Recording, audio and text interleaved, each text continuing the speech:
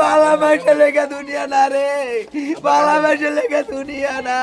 রাত ধরে বলে বৃষ্টি, এই বৃষ্টির আগুন বলে কাম হয় না, এই আগুন জ্বলতেই আছে, আগুন জ্বলতেই আছে। চোখে ছিল পরিবারের মুখে হাসি ফোটানোর স্বপ্ন, বুক ভরা আশা নিয়ে হাজার মাইল দূরে দক্ষিণ আফ্রিকায় পাড়ি জমিয়েছিলেন। কিন্তু কে জানতো সেই স্বপ্নের প্রবাস মাত্র কয়েক মুহূর্তের আগুনে জীবন্ত দুঃস্বপ্নে পরিণত হবে। ঘুমন্ত অবস্থাতেই শেষ হয়ে যাবে 6টি তাজা প্রাণ। দক্ষিণ আফ্রিকার ইস্টার্ন কেপ প্রদেশের কুইন্সটাউন। স্থানীয় সময় ভোর রাত ৩টা। প্রতিদিনের ক্লান্তিকর কাজের শেষে যখন গভীর ঘুমে মগ্ন ৭ বাংলাদেশি, ঠিক তখনই চারপাশ দাউ দাউ করে জ্বলে ওঠে। দোকানের পেছনের ছোট ঘরে মুহূর্তেই ছড়িয়ে পড়ে লেলিহান শিখা। ধোঁয়ায় দমবন্ধ পরিবেশ আর আগুনের উত্তাপে বাঁচার আকুতি জানানোর সুযোগটুকুও পাননি তারা। ঘটনাস্থলেই দগ্ধ হয়ে মারা যান ৬ জন। আশঙ্কাজনক অবস্থায় উদ্ধার করা হয় আরও একজনকে।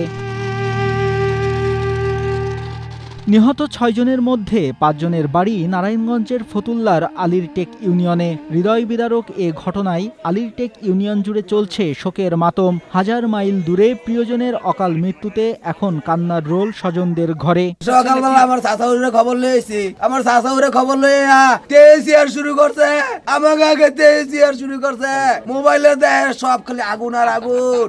নিহতরা আলীরটেক ইউনিয়ন পরিষদের সদস্য রওশন আলীর আফ্রিকার সুপার শপে কাজ করতেন। তিনি জানান কিভাবে আগুনের সূত্রপাত তা এখনো জানা যায়নি। অগ্নিকাণ্ডের যে ঘটনাটা এখনো মূল তথ্য আমরা পাইতেছি না। কিভাবে ওই শীতের দেশ, ওখানে কারেন্টের মাধ্যমে হইতে পারে বা হিটারের মাধ্যমে হইতে পারে, আর ওই দেশটা তো একটু ব্যতিক্রম, সবাই জানেন আপনারা। এখনো সুনির্দিষ্টভাবে আমরা বলতে পারতেছি না অগ্নির সূত্রটা কিভাবে।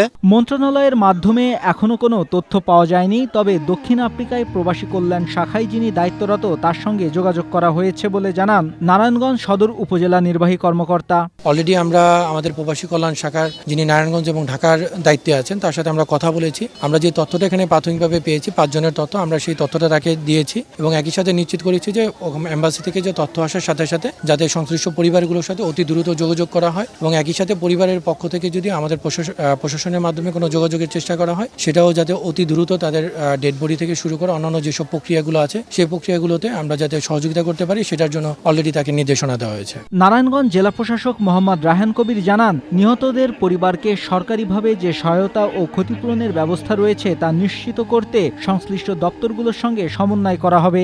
সরকারের পক্ষ থেকে যে সাপোর্টগুলো দেওয়া হয়ে থাকে, বিশেষ করে যেমন ধরেন যে তাদের ওভারসিজের ক্ষেত্রে তো আমাদের পররাষ্ট্র মন্ত্রণালয়ের দপ্তরগুলো করে, সেগুলো তো তারা করবেই। আর আমাদের এইখানে যেটা বিষয়গুলো আছে তাদের ক্ষতিপূরণের বিষয়ে আমাদের যে সরকারের যে ইগুলো আছে, সংস্থাগুলো আছে, তাদের সাথে যোগাযোগ করা থেকে শুরু করে অন্যান্য যে কার্যক্রমগুলো আমাদের করার প্রয়োজন পড়বে আইন অনুযায়ী সেগুলো আমরা করব। নিহতরা হলেন নারায়ণগঞ্জের ক্রোকেরচর গ্রামের মোহাম্মদ ফাহিম, আপন আহমেদ, নূর মোহাম্মদ, তৈলখিরাচরের মোহাম্মদ ফয়সাল, কানাইনগরের মোহাম্মদ শাহিন ও মুন্সিগঞ্জের মোহাম্মদ রাজ্জাক। ভাগ্য বদলাতে গিয়ে 6 বাংলাদেশির এমন মর্মান্তিক পরিণতি মেনে নিতে পারছেন না কেউই। মুহূর্তের এক অগ্নিকাণ্ড নিঃস্ব করে দিল কয়েকটি পরিবারকে। Desk report, Asia post.